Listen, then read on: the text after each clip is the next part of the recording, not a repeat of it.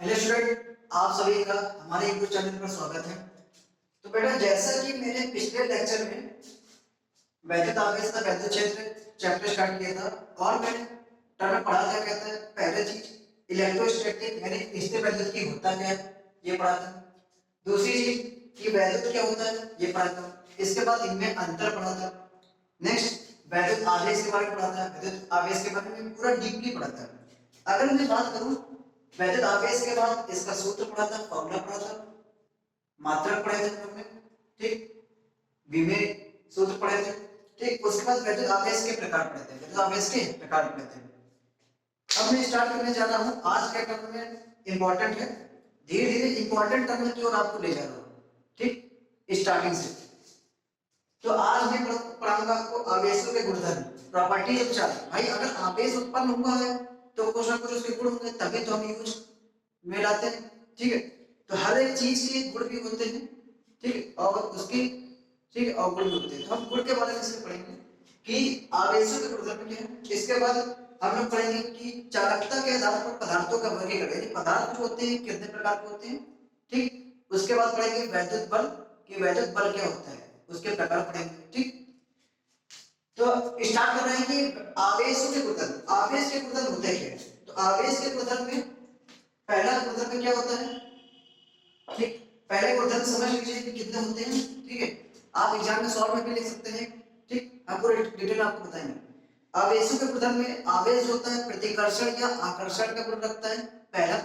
दूसरा, ठीक है, वैद्युत आवेश की योज्यता यानी कि एडिटिविटी ऑफ इलेक्ट्रिक चार्ज। तीसरा, आवेश पर वेग का प्रभाव नहीं पड़ता है, यानी कि कोई भी वस्तु रुकी हुई है या गतिमान है, यानी विराम अवस्था में या गतिमान है, इससे आवेश कोई मतलब नहीं, ठीक। आवेश की वैल्यू फिक्स ही रहेगी, ठीक है।